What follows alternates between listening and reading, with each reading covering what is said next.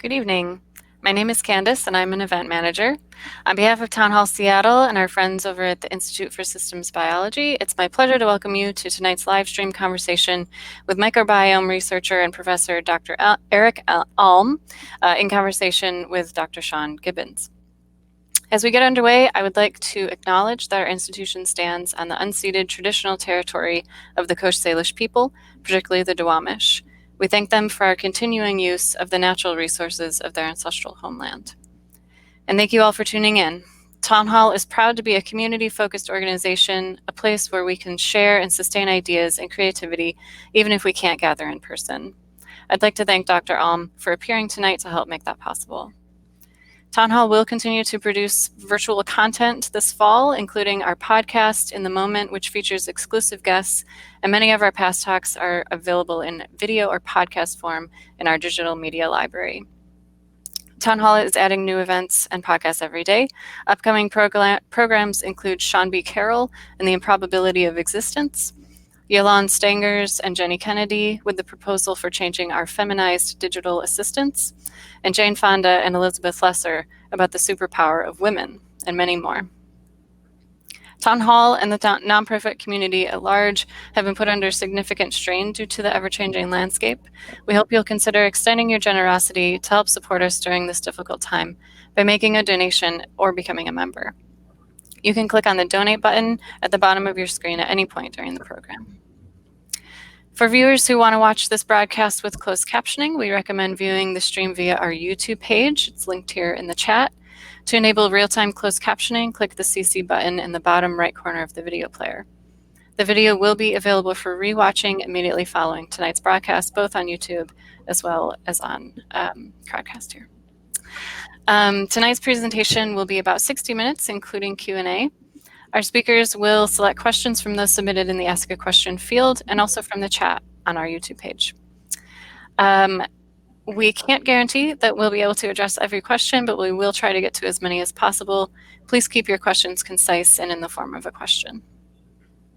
Town Hall's work is made possible through your support and the support of our sponsors.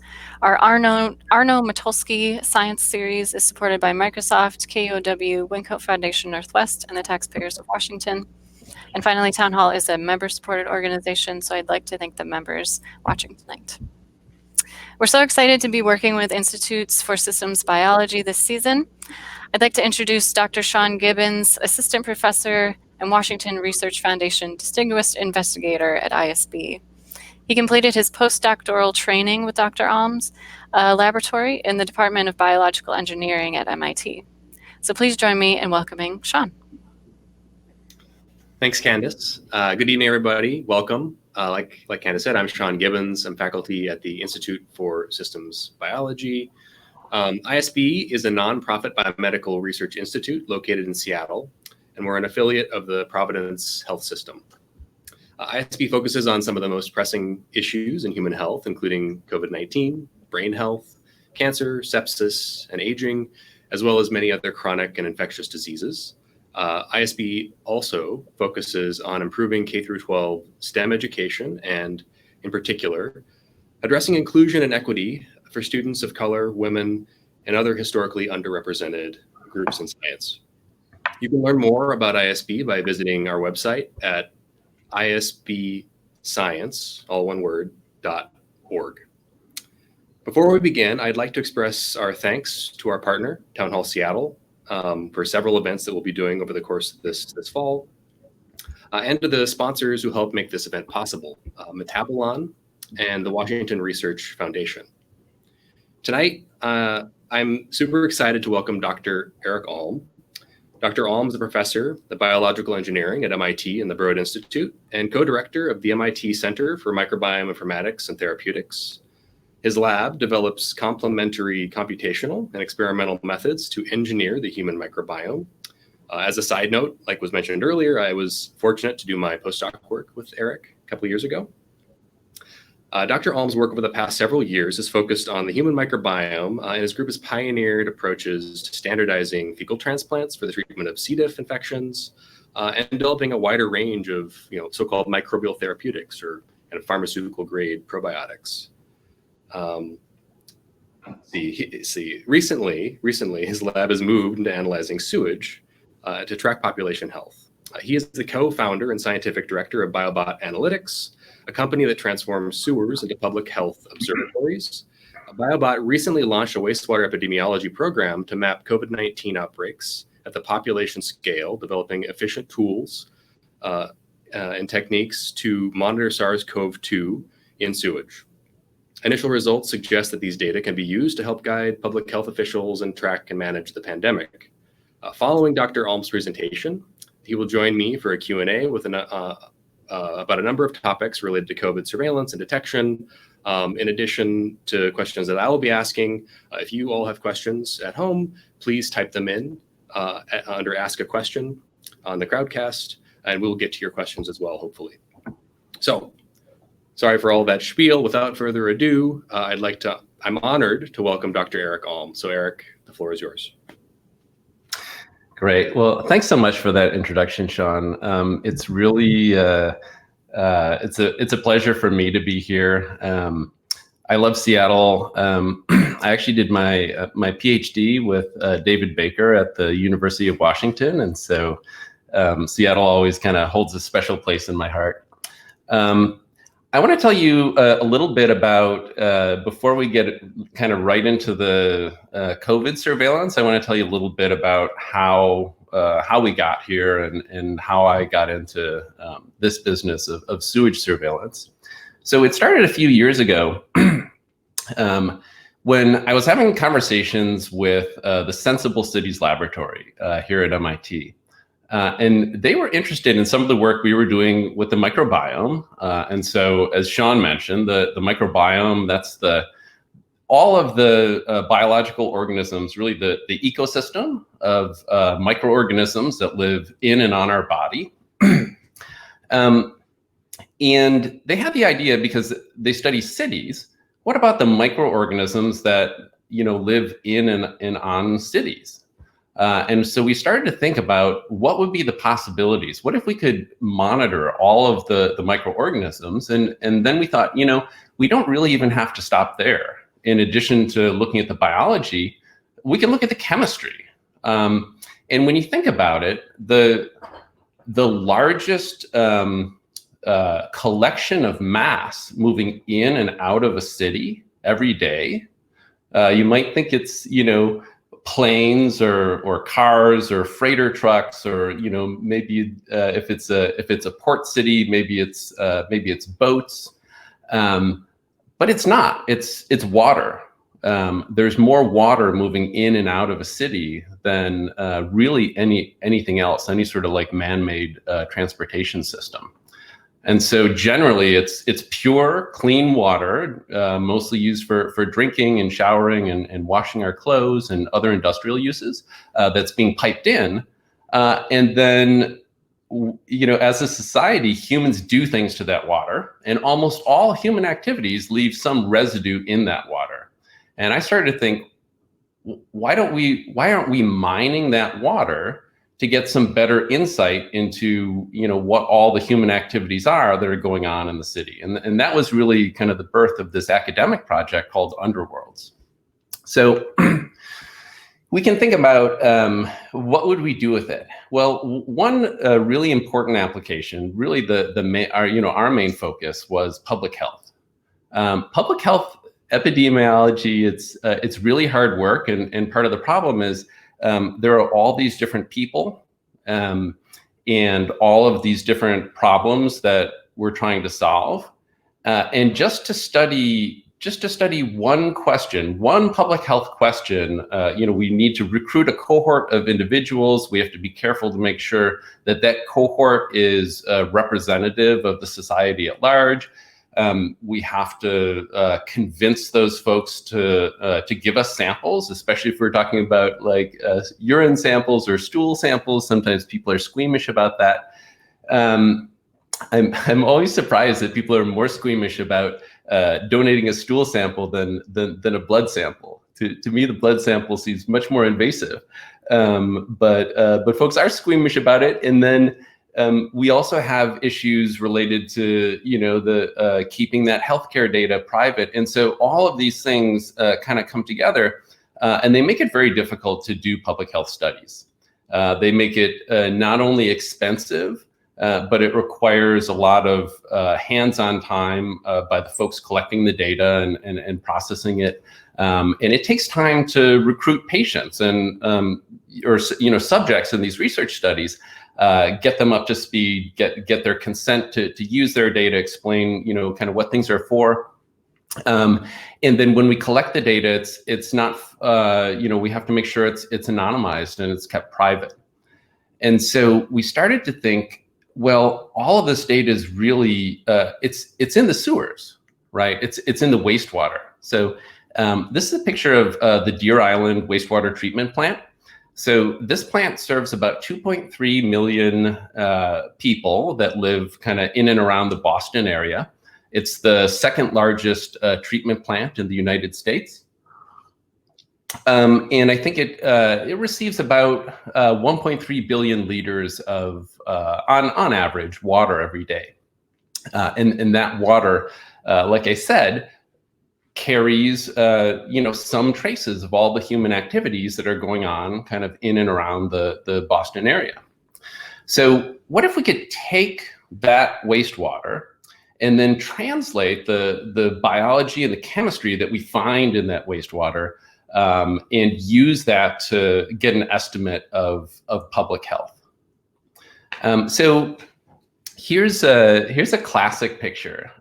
This is an image that was, drawn by hand by Dr. John Snow to track the Vibrio cholera outbreak in London. And what he did was he took all of the cases of folks that came down with cholera, and then he put little black dots on where they lived. And after making this map, what you can see about this particular region of London is that the cases seem to aggregate around the street in the middle. And if you zoom in there, it'll say Broad Street, okay? And there was a water pumping station where folks would get clean water on Broad Street. And so what he was able to deduce from that is that maybe the Vibrio cholera was living in the clean water supply. And so they shut down the pump. And that coincided with a decline in the cases of cholera in that region of London. And we said, this is really exciting. It was an amazing example. It was in the mid 1800s. But this is basically how we're doing the same thing today, right? We haven't really advanced. And I think that the sewers offer us an opportunity to really take this basic idea, but modernize it and bring it into the digital era. So we could imagine collecting wastewater from different manholes all around, let's say, so here's the city of Boston, and then we could look at the wastewater in all those different locations and see which locations correspond to different factors that we want to study from a public health perspective. So that might be an infectious disease. It might be pharmaceuticals. It might be illicit drugs. It might be what genes are carried by bacteria. Are there bacteria that harbor antimicrobial resistance genes that are slowly making our antibiotics less and less effective? Could we use the sewers to kind of monitor all of these things and give us a sense of basically an early warning, an early detection system? So we thought of a number of different uses. One might be, kind of doing epidemiology, trying to figure out maybe where outbreaks are happening. We might use it for real-time outbreak mitigation. And I think, we'll probably have time to talk about how we're just starting to implement that now in light of COVID. We can use it to just generally better inform public health. Our students and generally people in different neighborhoods, are they getting the nutrition they need? Are there just general health biomarkers that are really elevated in some parts of the city, but really depressed in others? And can we find correlates that might explain that? And can that help us identify, if we have limited resources, where we should intervene and try to improve nutrition and improve health generally?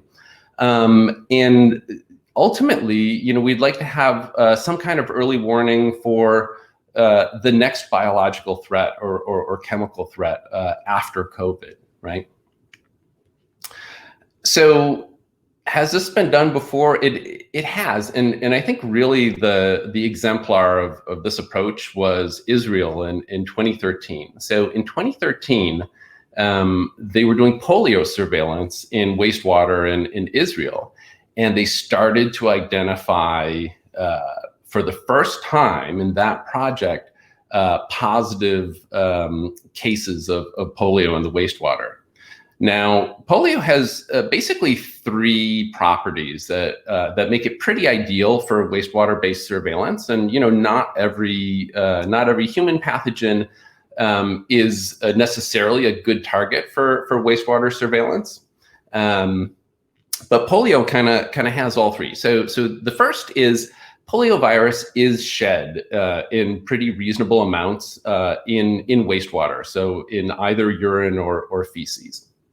Secondly, there's a large asymptomatic population. So for every one kid who ends up getting paralyzed because of polio, there's 99 that are basically asymptomatic. So that means that we have a good shot of seeing the early warning, seeing those 99 kids, and maybe stopping it before any kid ends up with paralysis. And then the third box that we like to check to make sure it's a good wastewater-based epidemiology target is that information actionable in any way? Okay, so it's fine if we can say, hey, look, we think there's an outbreak, the cases are increasing, but if knowing that in advance doesn't, really help us do anything to prevent it, then it's interesting, but it's not a great target. It's not useful. In the case of polio and in Israel, they were able to switch to the live attenuated vaccine, the oral vaccine, which is better at stopping transmission. And they basically immunized, I think, something on the order of 1.4 million kids within a few months of finding that signal in the sewage.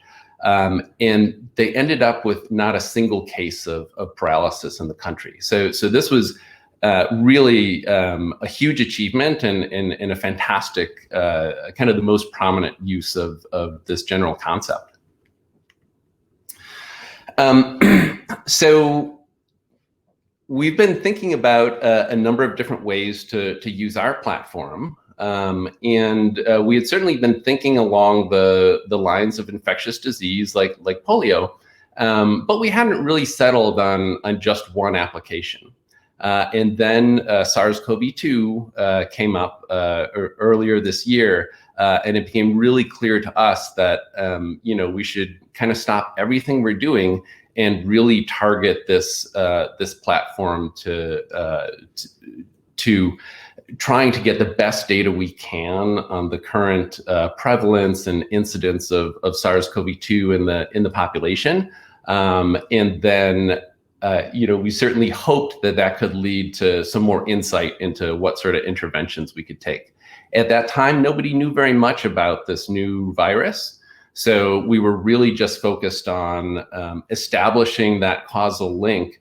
Can we identify the virus in sewage, and does that correlate with the number of new cases? So what I'm showing here, these are data that came much later than the paper I'm talking about. And so this very first paper, this is work done primarily by Fuqing Wu, Amy Xiao, Jianbo Zhang in my lab, but then also a collaboration with folks at Biobot Analytics, so Mariana Matas, Nusha Gailey, Noriko Endo, and also a group that I co-lead with Janelle Thompson in Singapore.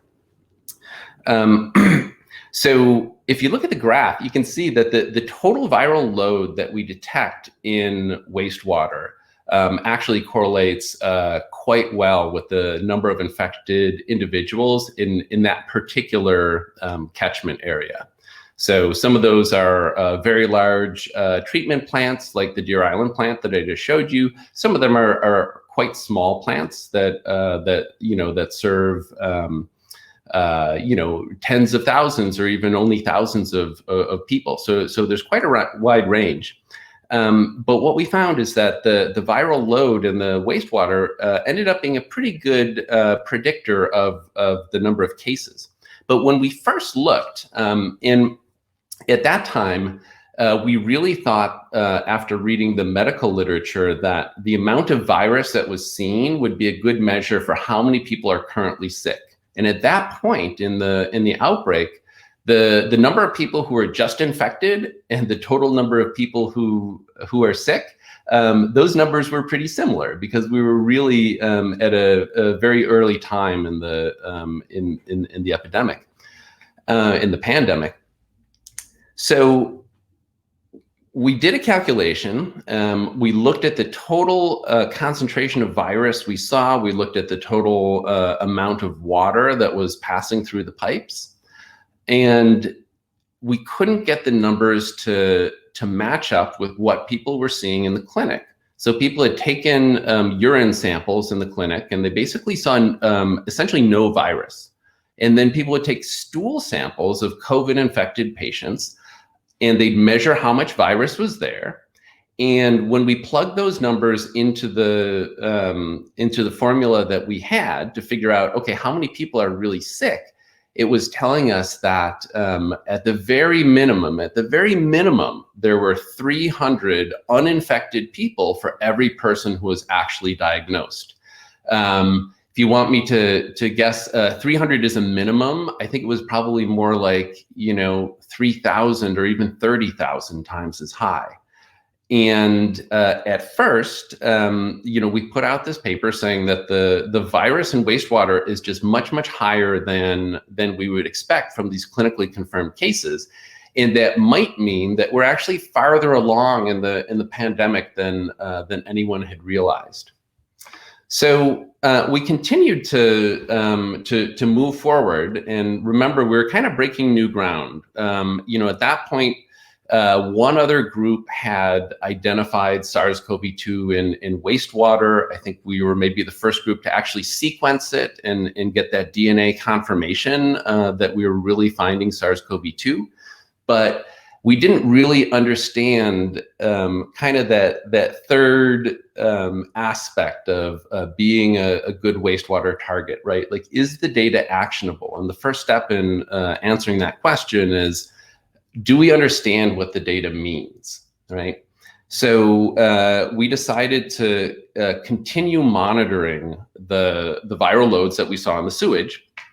And we were able to make kind of the following plot. So what you see here, and this is a great collaboration with all the folks I just mentioned, really again led by Fuqing Wu, Amy Xiao, Jianbo Zhang, and also the team in Singapore under Janelle Thompson.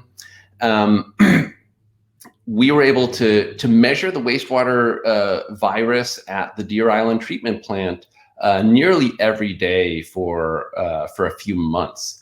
And then we compared that data to the clinical cases that were coming up.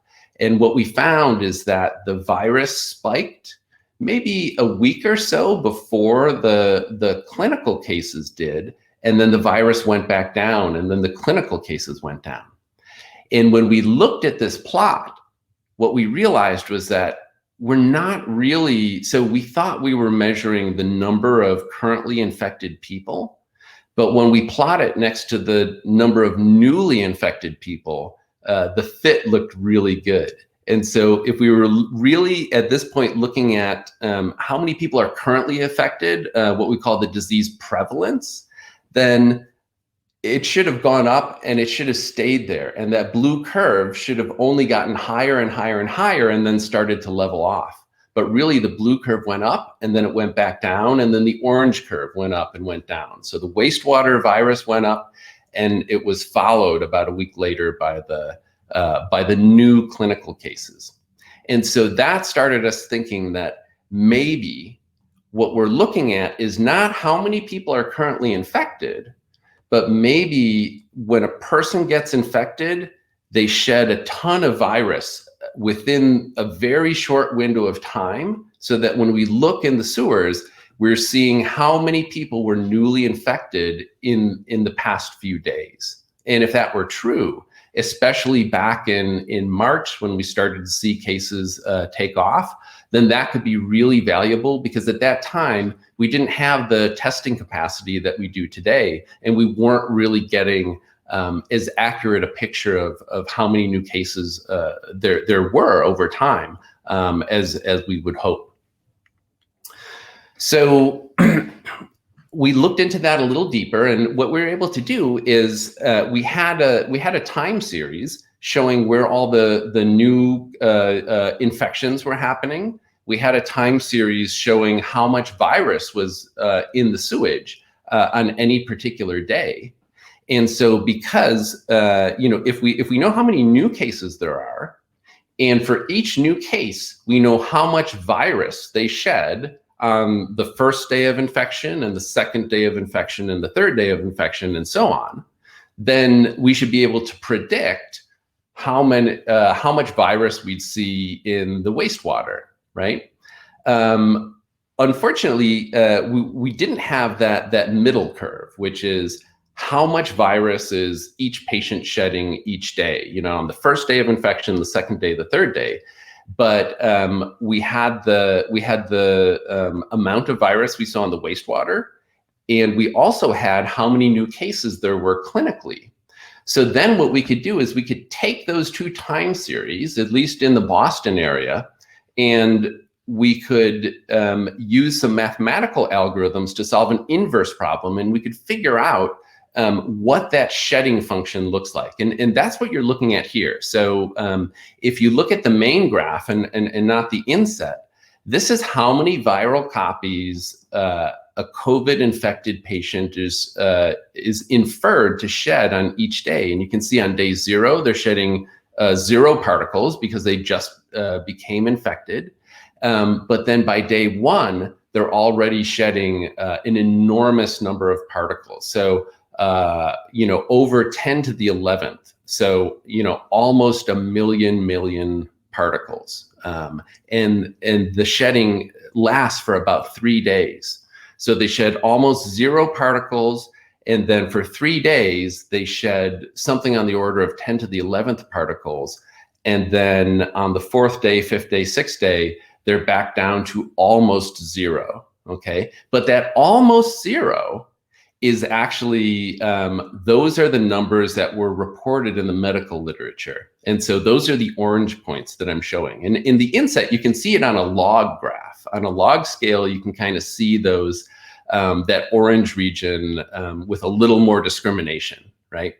And so what we realized is that when people get signed up for a clinical study, first, they have to be showing symptoms, especially at that time, when the pandemic just had reached the US.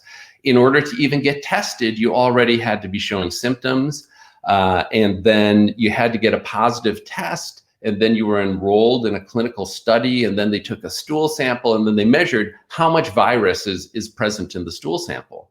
Well, by that point, you might be 10 days into the infection, or even longer.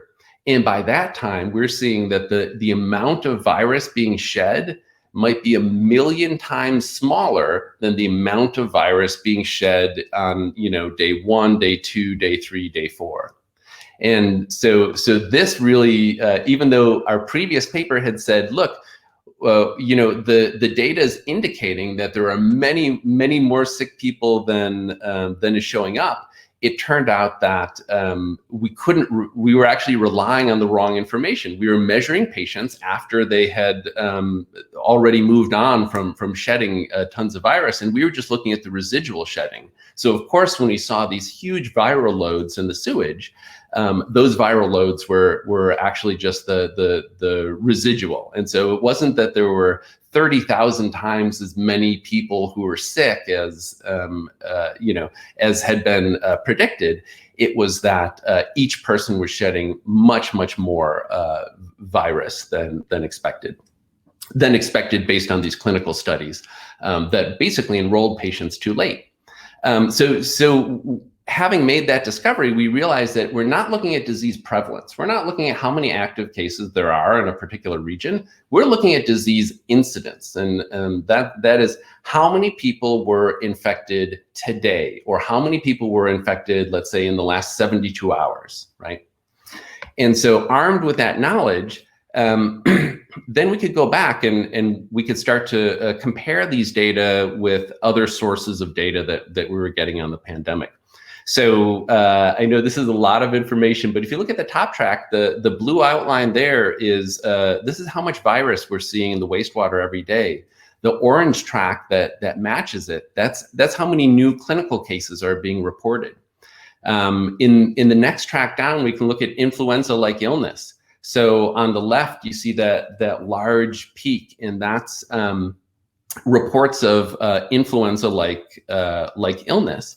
Or actually the double peak there is influenza-like illness, and the gray peak on the left that almost perfectly coincides with influenza-like illness in the beginning. This is confirmed flu cases. So that first peak we think is that's just the flu, but you can see there's a double peak. There's another peak that comes up around mid-March. And the difference between those is shown in red. And that red curve, the difference between influenza-like illness and actual confirmed cases of influenza, almost perfectly coincides with COVID-19 in the Boston area. So we started to really dive into these data and bring other sorts of data together to see if we could infer, like, what are the interventions, what are the things that are kind of making it better or worse. So we can look at clinical testing, hospitalization, and death. The middle track there with the blue line is mobility. So we can look at cell phone mobility. We can also look at people taking public transit, and that really started to taper off fairly early. Okay, around the time that the governor of our state declared a state of emergency. But we still see the viral titers increasing. We can also look at supermarket visits, and really corresponds with exactly that time. There's a peak when the state of emergency is declared. Everybody descended on the supermarkets, and at that time, it was well before people were wearing masks. So everyone descended on the supermarkets together, maskless.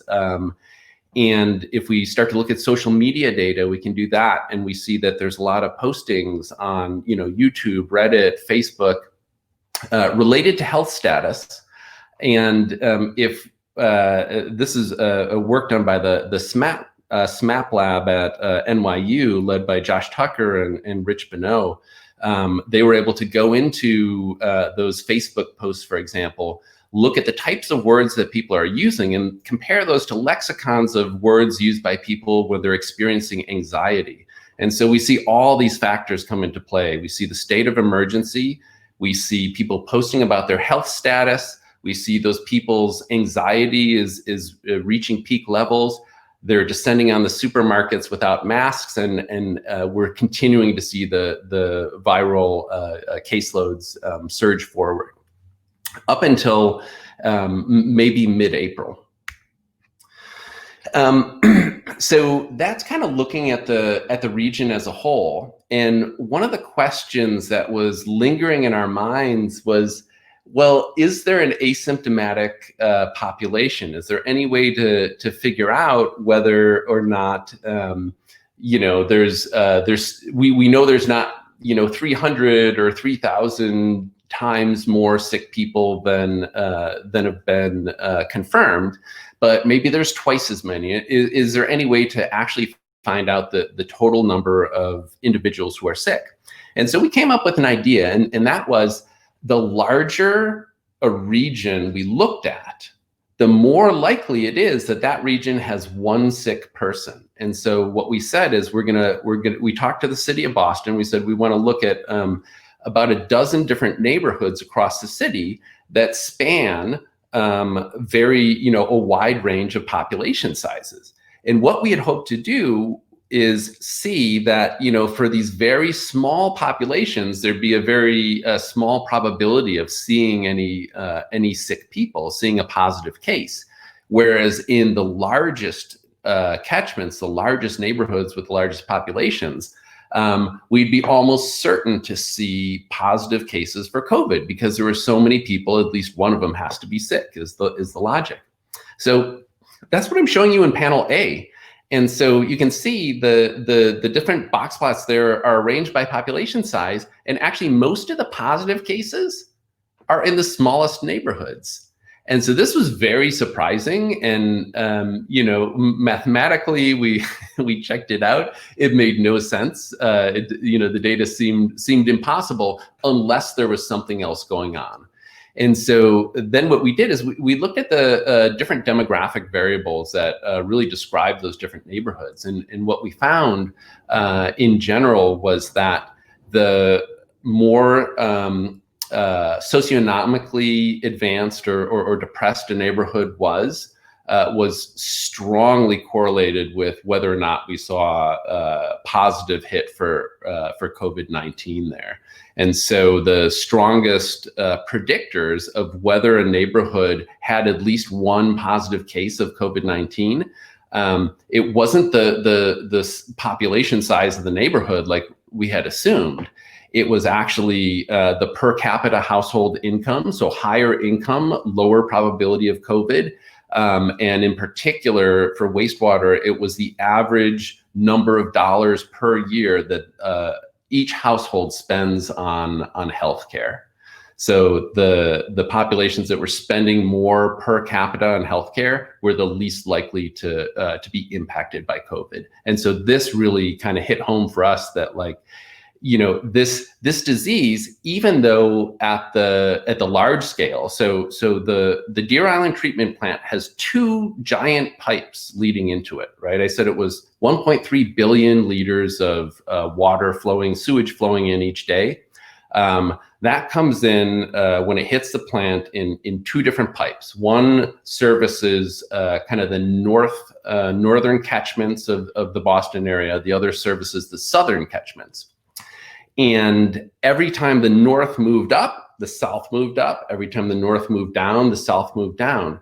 And so, and they were moving in lockstep, and they were moving in a way that was completely different than, Miami-Dade County. It was completely different than, New York, New Jersey, California. So, the northern and southern catchments of Boston were truly connected in terms of transmission of disease, and they were disconnected from other geographic regions. But the paradox here is that even within the northern region, or even within the southern region, two neighborhoods that are right next to each other might be completely insulated. So you might have one that's red hot and very high incidence of COVID, right next to, physically next to a neighborhood where there were zero cases and zero virus detected in the wastewater.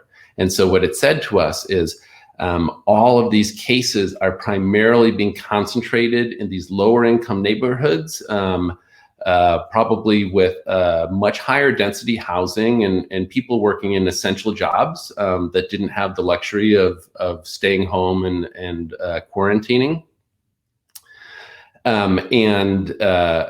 Those neighborhoods that were bearing the burden of disease, whether they be in the north or the south, throughout the entire region, they were in direct physical contact, at least enough contact to facilitate disease transmission.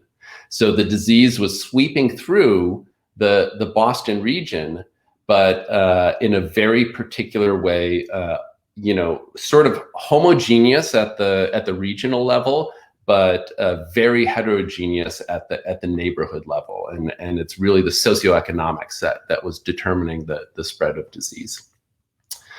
So I want to switch gears a little bit now and tell you about some work that we've been doing at Biobot Analytics, and this is a spin out from the lab founded by Mariana Matas and Nusha Gailey. And Biobot Analytics is all about trying to take this public health information that we're gathering from the sewers and make that actionable information and put it in front of decision makers.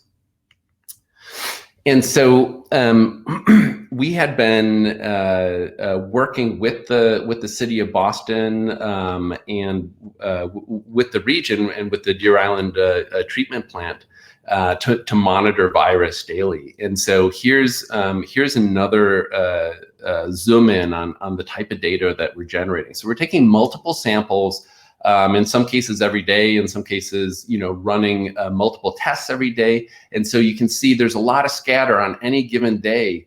There's a huge range there of values. But one of the things we noticed about mid-June was that even though cases were declining, okay, and this is a logarithmic scale, so a decline here means an exponential decline, and then an increase means an exponential increase.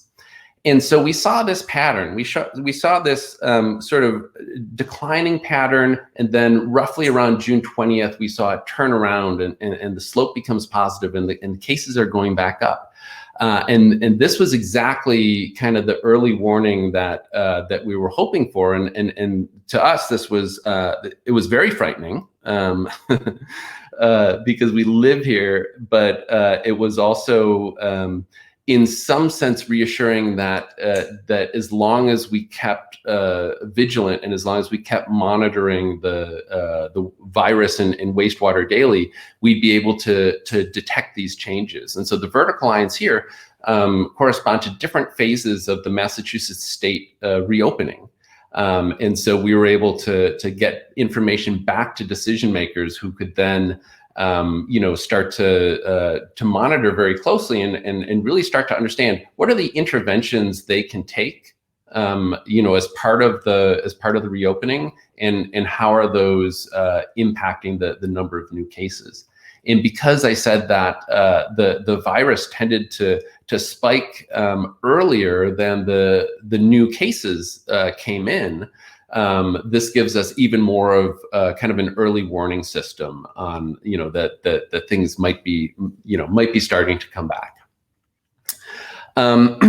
In the meantime, those data were we were a little unhappy that those data were very messy. And so one of the projects I've been spending most of my time on is a collaboration with Chris Smiley, who's an assistant professor now at Massachusetts General Hospital and Harvard, and also Noriko Endo, who is one of our top engineers at Biobot Analytics. And what we've been doing is we've been taking the algorithms that you might be familiar with from your mobile phone. If you open Google Maps, what you'll see is sometimes you see a big blue dot because GPS isn't that accurate and it doesn't know exactly where you are. And then as you start to, as you leave Google Maps open and, maybe even start to get in your car and drive around, you'll see that blue dot get smaller and smaller and smaller, and you'll see it start to get really, really accurate. As you start to make more measurements and you're combining those measurements together, it's keeping track of your position and your velocity. And every time you ping those satellites and you get some data back, it's going to improve its estimate of where you are. And we said, well, COVID is kind of similar, right? Instead of a position, we're keeping track of how many new cases there are. And instead of a velocity, we're keeping track of, how quickly is the disease spreading or how quickly is it declining? And so in mathematical terms, we can talk about NT, which is the number of new cases as a function of time, and that's what we're showing on the top there, and that's again on a logarithmic scale, and then RT. So most people at this point, if you've been watching the news coverage, you've heard of R naught. R naught is the reproductive number, and it says something about how the virus spreads.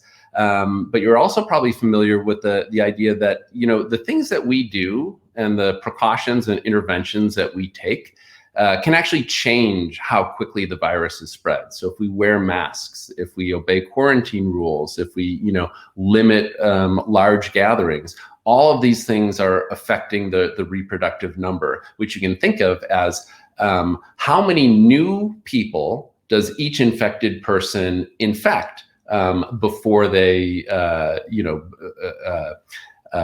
done with the disease, hopefully with a positive outcome, right? And so if that, so instead of R naught, which is kind of how transmissible it is, let's say at the beginning of the pandemic, we can talk about RT, which is how transmissible is it? What's the reproductive number as a function of time? And that's what's really shown in the bottom panel there. We see that the reproductive number was probably quite high early in March, and then has been pretty close to 1 ever since. Okay. And if you look in the curve in the bottom right, you can kind of see the difference between the number of new cases that are being predicted by our new model and the number of cases that we actually see clinically. So if you look at the yellow dots, those are the earliest. What we see is a lot, the data is telling us in the wastewater that there are many more sick people than are being clinically confirmed. And this occurs throughout, you know, most of the peak up until, maybe mid-April, something like that. And then what you see is it actually goes the other way. And the number of confirmed cases is actually higher than the number that we would predict from the wastewater. And then once we get into the red, which is more recent, the two numbers are pretty close to each other, right? So the wastewater and the clinical data are the same. And this to us was really gratifying, and it made a lot of sense because in the beginning, we didn't have the testing capacity. So we didn't know how many sick people there were because people had a hard time actually getting tested. Some of those people eventually got tested, and those test results came in much later. And that's what we're seeing in the orange region, where the clinical numbers are actually exceeding the wastewater numbers. In these days, we have a pretty good handle on the total number of new cases. And so we see really the same measurements coming out of the wastewater and out of the clinical numbers.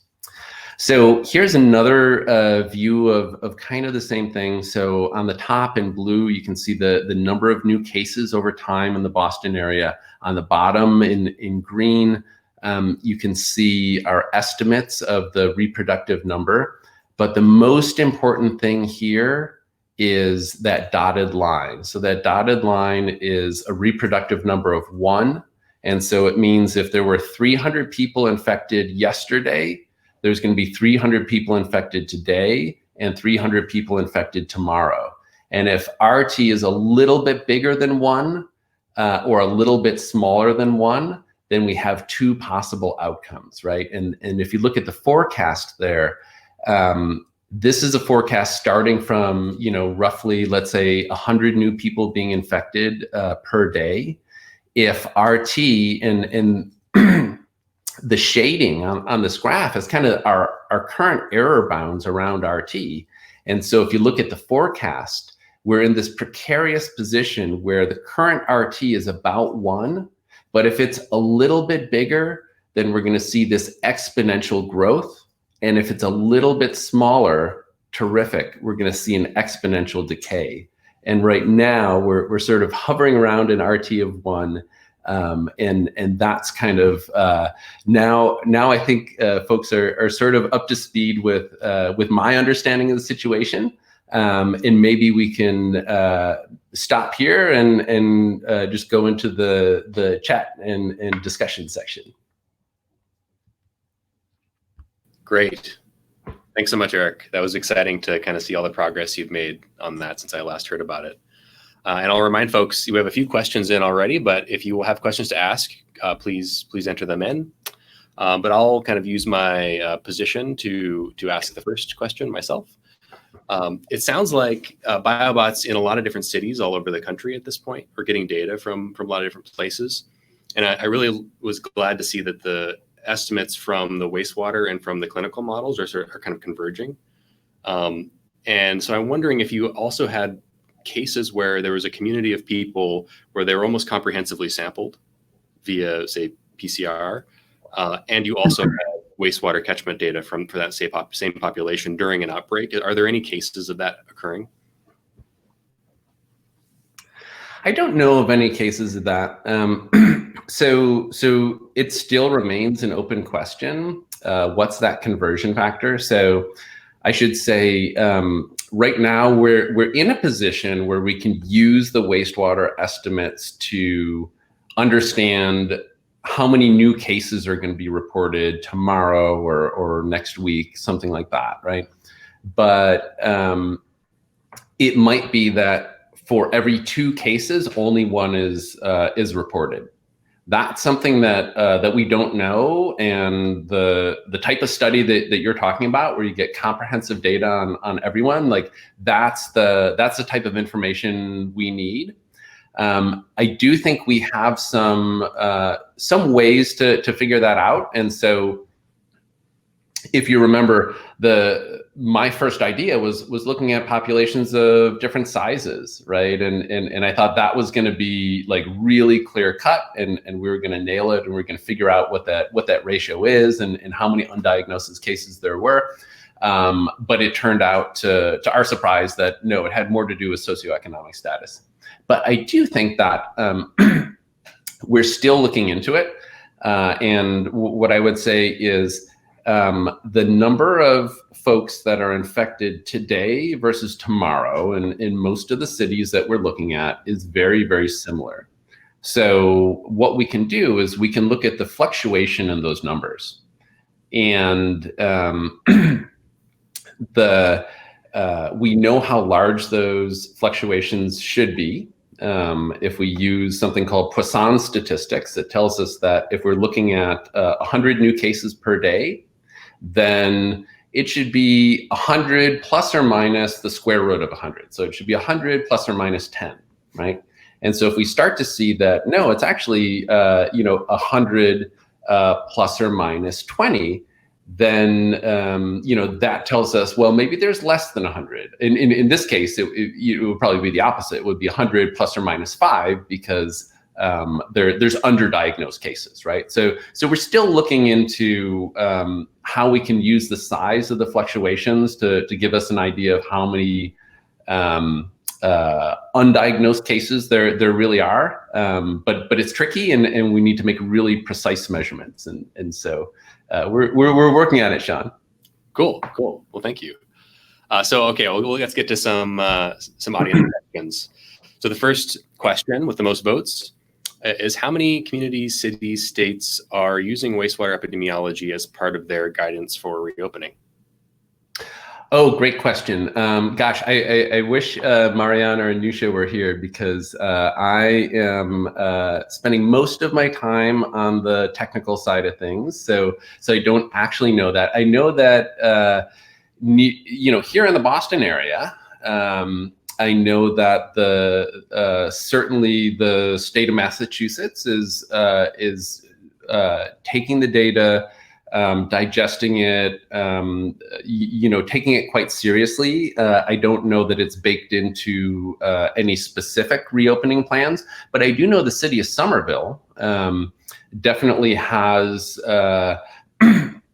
some of their regulations around school attendance and school reopenings, specifically tied to virus titers in the sewage. Nationwide, I have no idea. I know there, at MIT, we're measuring COVID in, I think, 7 or 8 different dorms on campus. And I know at ASU, they've actually identified a positive case in a dorm, then quarantined the dorm and started individually testing the students in it. A lot of businesses are thinking about this, and a lot of different schools are thinking about it as well. Cool.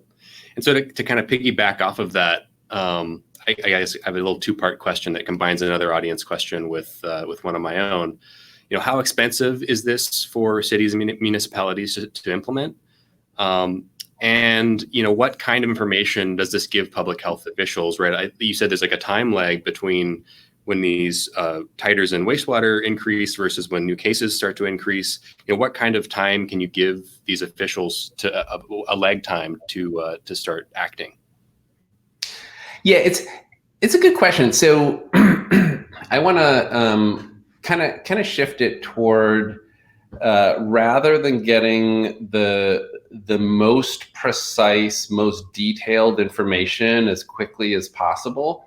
That's what we were doing at the beginning of the pandemic. It's like, how can we measure the concentration of virus in wastewater even before we understood what that meant? I think we're reaching a point now where we do understand what it means. And so we're shifting our focus a little, and we're saying, how can we get decision makers information that is actually actionable, right? And that might not be being the first person to observe that the viral titers are getting higher, but rather being the first to kind of have the analytics that can tell us with 99% confidence that the current reproductive number is now greater than 1, and we're going to start to see an exponential increase if we don't take an intervention. So I think it's a little hard. I mean, I can tell you all about sort of the timing of like when we can start to see things, but all these measurements have errors. And so like the real question in my mind is, when, how early can you give decision makers information that is reliable enough that they can take action on? And so it's very easy to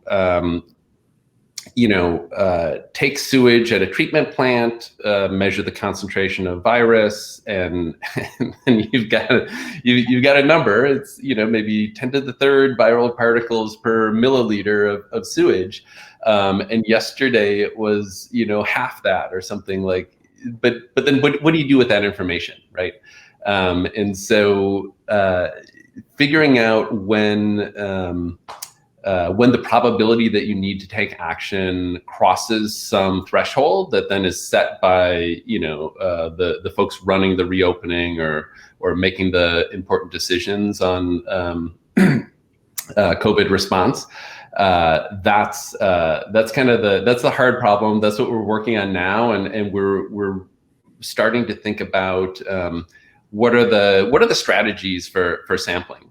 So we may have partners that are sampling once a week, but then if we see an anomaly, maybe we need to ask them to sample 3-4 days in a row, so we can confirm it and get them that information faster. These are the kind of internal discussions we're having right now to help, at least at the company, help those customers get the most out of the data that they're getting back, because this didn't even exist like a year ago. This sort of product of COVID wastewater surveillance. So we're sort of constantly innovating, constantly adding value to the folks who are partnering with us. Thanks. And kind of bringing it back to, so I'm being a bad host here by not saying the names of the people who are asking questions. So the first question was from Joey. This question that I alluded to a little earlier was on cost, right? So Biobot is providing the service to cities. So Mary Patricia asks, how expensive is this testing for like college campuses or cities, what have you? That is a good question. I'm more the science guy. I don't get into the business side. But if you go to the Biobot website, somebody it might be on there, or somebody would get back to you with that information. And this might be a case where I might know a little a bit myself too. I saw a interview by Mariana on the news a while back, and I remember she was saying you guys got some funding, some venture funding, to process a certain set of samples. And so a lot of your partners it was a kind of a pro bono service, but that might have elapsed at this point. I'm not sure. Yeah, so the pro bono campaign, that was really great. And that allowed me to really collaborate with the company while like through my academic lab. And that ended in, I think, like early June. So up until that point, we were just really figuring out how to use this data. And so everybody just came together. We said, look, we're not trying to make a profit or even like pay people's salaries. And I know they took a lot of their startup funding and put it into just developing this product and getting data back to users. And it made sense because at that point we didn't really even know what the data meant, how to use the data, things like that.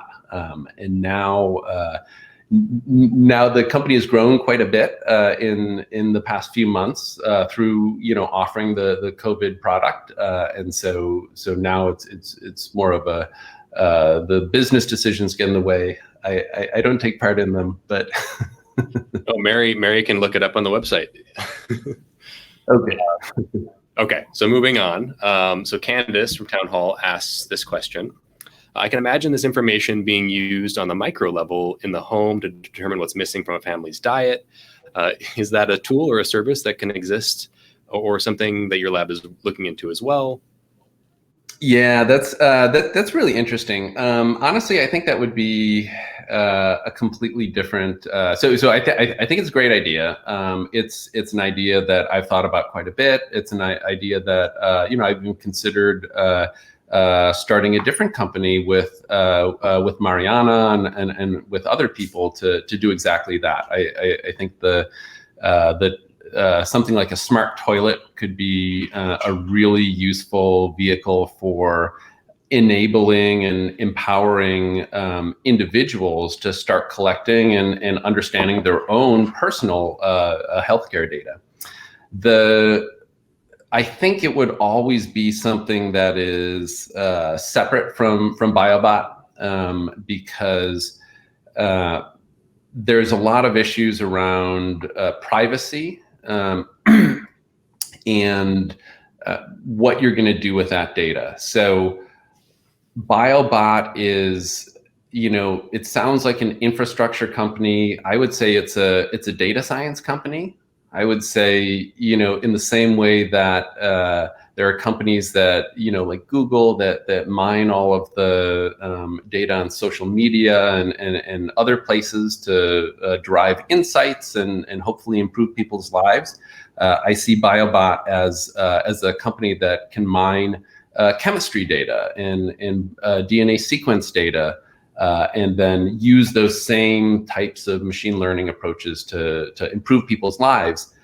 In order to do that, everything has to be kept anonymized. In the case of Facebook and a lot of these other data science companies, it's never perfectly anonymized, and it leads to problems. In the case of Biobot, the controls that we have in place, even though right now there's not a lot of regulation in this field, so we've tried to kind of keep ahead of the curve by having hard limits on the size of a catchment that we look at. So everyone's data is essentially mixed together and anonymized in a way that is kind of foolproof. Like once it's in the sewer pipe and it's completely mixed together, you can't pull out which part belonged to whom, and that's what we use to try to make those inferences, right? If you start talking about just extending it up and up and up, farther and farther upstream, closer to the toilet bowl, that's what we think of as upstream, right? Then at some point it becomes a privacy concern. And so I think just that makes it difficult. I think those are two totally different offerings. One that is maybe something like a smart toilet that goes inside a user's home and just gives data back to them. And then the other is something that takes this agglomerated data from all these different places, mixed together, and then makes public health inferences. That makes total sense.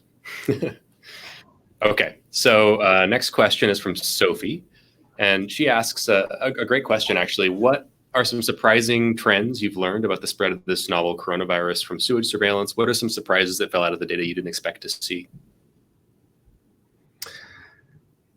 I mean, gosh, it's all been very surprising. Kind of every step along the way. I've tried to highlight what I thought were the biggest surprises, which are, gosh, we went in thinking we were measuring prevalence, like number of active cases. We're actually measuring number of new infections, and maybe some of the surprising things to me were related to some of the other work that we've done, both in the academic project and at Biobot. So we were originally a chemistry company, and so we weren't doing any DNA sequencing work. Mariana and Nusha had this. I kept pushing them. They had a lot of ideas for what that first application might be. And as soon as they came up with monitoring for the opioid epidemic, I was like, gosh, that's brilliant. It's timely. This is the product we should be pushing forward. And just learning more about that has been surprising, kind of every step along the way. So I know that one of the really interesting findings was that if most of the data coming in on the opioid epidemic before apart from sewage surveillance, it's just coming from overdoses and it's coming from deaths. Okay, and so there can be a huge time lag between, let's say, someone becoming addicted to opioids that they were prescribed by a healthcare provider, all the way to many years later when they're buying heroin on the street or fentanyl, they're having an overdose, they're calling 911, and then that data is getting recorded, and that data is getting it back to decision makers, right? So there's a huge time lag, but there's also bias, and so you might be in a really posh neighborhood or something like that, and you're seeing very few like heroin overdoses, and so you're tempted to assume that, oh, it's all all of the heroin use is in the socioeconomically depressed regions, but in fact, oftentimes we'll see high rates of hard drug use in some of these more posh neighborhoods, but then we'll also see high levels of Narcan. And so, it may be the case that people have a bigger support system, and they have a buddy who's keeping an eye on them. And if they overdose, they can deal with it in their own home, and they don't have the shame and the stigma of calling 911. And so, getting better data faster, and getting it in a way that's less biased. It's less biased than having to wait for somebody to contact a healthcare provider. It's less biased than, at the beginning of an infection, relying on confirmed cases when there's no testing capacity. Like to me, it's not even as much surprising as it is, just removing those inherent biases that are sort of focusing us on the wrong thing. Cool. Thank you. Well, let's see. We may have time for two more questions here. It's 7:11. So the next question, I think, kind of relates to one of the surprises that I found from your data, which was this bursting sort of observation that you were able to infer from the model. So this Nick Bowman asks, does the amount of viral shedding shortly after infection correlate with disease severity later on? And you don't have data on individual people, but it is interesting to ask, since you have neighborhood by neighborhood sometimes data, do you see associations between like the bursting rate or these parameters of the model and other information on disease severity from these populations? Oh, I wish. Yeah, I don't. It's pretty hard to say, and the reason I'm pausing is it's a great question. It's an important question, and I don't want to say it's impossible with the data we have. I think I need to think about it. So thanks, Nick. I won't think about it. But yeah, I don't see a way to get past the fact that it's kind of pre-aggregated to say anything at the population level about what might be happening at the personal level. But I could be wrong. So it's like atop the top of my head, just thinking about your observations between socioeconomic status and patterns you're finding, and if the model parameters are different for these different populations would be kind of interesting. Yeah. Thanks, Nick, for the nerdy question. All right, so I think we'll pass the hour here, so we'll end off with one final question here from Joe Meister. If the prevalence of disease oops, where'd it go? It dropped down. Okay, if the prevalence of disease is associated with socioeconomics, could that lead to different public health approaches within cities and communities? So do you know of examples of people who have changed their public health policy based on that kind of information? I don't, and I'm not saying there aren't, but gosh, I mean that's my hope. I think that is that's what we're hoping for when we publish these data. I mean that's really the whole point of monitoring different neighborhoods to take limited resources and apply them where they can kind of do the most good.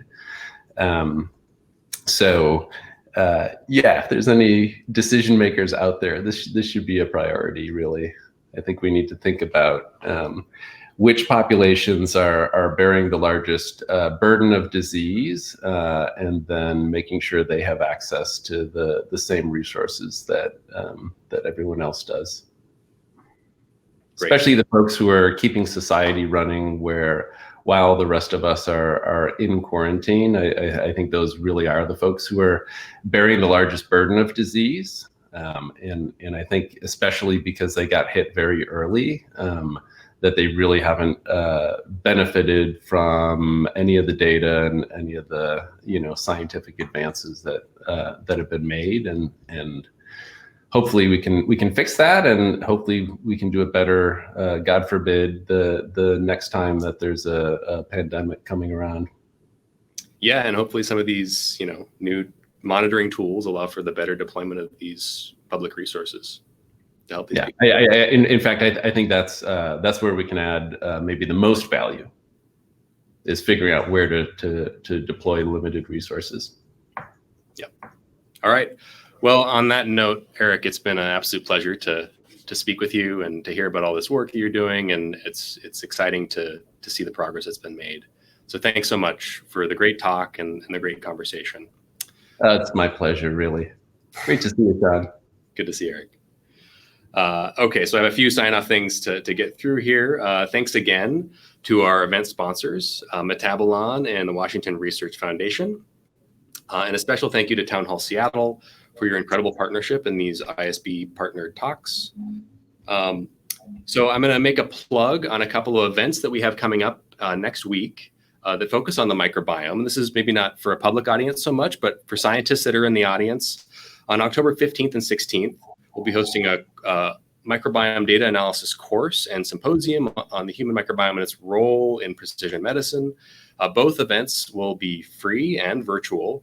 And you can learn more about them at our website, which is, again, ISB Science, all one word, .org. microbiome 2020. So if you want to participate in those events, I encourage you to go look us up. Also, please mark your calendars for the next ISB Town Hall speaker series. Thursday, October 20th at 6 p.m., we will hear from brain scientist and best-selling author Dr. David Eagleman on the topic of brain health. We hope to see you there. Please learn more about ISB at our website, like I said, isbscience, all one word, .org. Thanks to everyone for joining us tonight, and have a great rest of your evening. Bye-bye.